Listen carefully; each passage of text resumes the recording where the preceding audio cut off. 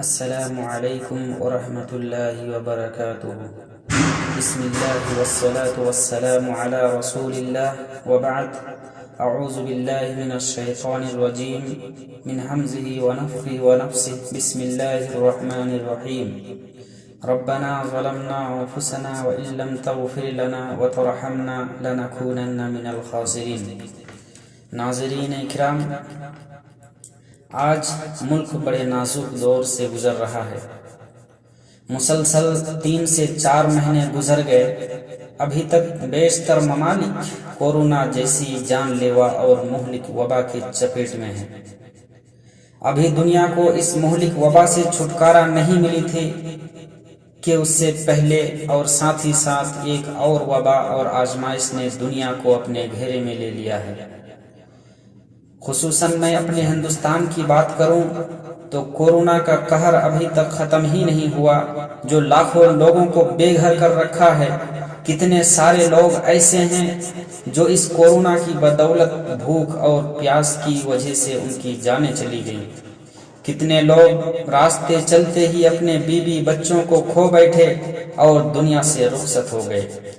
یہ وبا اور آزمائش ابھی تک ختم ہی نہیں ہو پایا کہ لوگوں کو ایک اور آزمائش نے آ کے گھیر لیا ہے، وہ ہے 6 ٹانگوں والی ٹڈی دلوں کا حملہ۔ ناظرین اکرام، اس ٹڈی دل کی میں بات کروں تو قرآن مقدس کے سورہ اعراف کے اندر جہاں اللہ رب العالمین نے قوم فرعون پر مختلف قسم کے عذابوں کا تذکرہ کیا ہے، ان عذابوں میں سے ایک ٹڈی دل کے حملے کو بھی بطور عذاب کے ذکر فرمایا ہے۔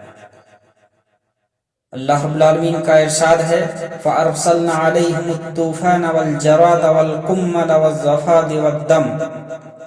ناظرین اکرام، ان ٹڈیوں کا حملہ فصلوں کی ویرانی کے لیے مشہور ہے۔ یہ ٹڈیاں ان کے گلوں اور پھلوں کی فصلوں کو کھا کر چٹ کر جاتی تھیں۔ تب اس عذاب سے تنگ آ کر وہ لوگ موسیٰ علیہ السلام سے کہتے کہ آپ ہمارے حق میں دعا کر دیجئے کہ یہ عذاب ہمارے اوپر سے ٹل جائے۔ جب ان کی دعا کی بدولت یہ عذاب ٹل جاتا تو ایمان لانے کے بجائے پھر اپنی ہی روش اور کفر و شرک پر جمے رہتے اور عہد شکنی کرنے لگتے تھے۔ بہرحال یہ وہی ٹڈی دل ہے جو آج ہمارے سامنے ہے۔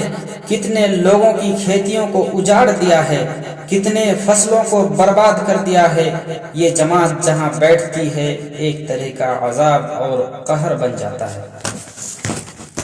ناظرین اکرام، عام طور پر یہ نہیں کہا جا سکتا کہ اس طرح سے ٹڈی دل کا ظہور ایک طرح کا عذاب ہے، لیکن اگر آج یہ ٹڈیاں ان کا جتھا بردار ہو کر حملہ آور ہونا یہ کھیتیوں اور باغات کو ختم کرنے اور تباہ کرنے کا ذریعہ بنے تو یہ ممکنہ طور پر عذاب کی ایک شکل ہو سکتی ہے، اور یقیناً اس کو ابتلا و آزمائش اور عذاب الہی کی ایک صورت کہا جا سکتا ہے۔ ناظرین، اب اس سے بچاؤ کا راستہ یہ ہے کہ ہم دعاؤں کا اہتمام کریں، اپنے رب اپنے پروردگار کے دربار میں اپنے گناہوں سے استغفار کریں اور اپنے دامن کو گناہوں سے پاک و صاف کریں۔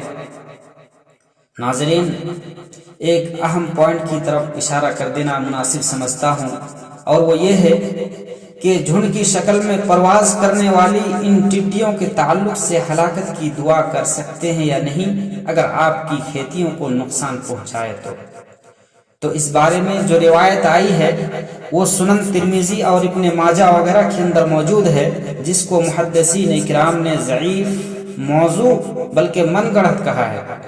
اس میں کہا یہ گیا ہے کہ اللہ کے رسول صلی اللہ علیہ وسلم نے فرمایا اللہم اہلک الجراد اقتل الکبار واہلک صغار وافسد بیضا واقطع دابرا وخذ بافواہہم عن معاشنا وارزاقنا انک سمیع الدعاء۔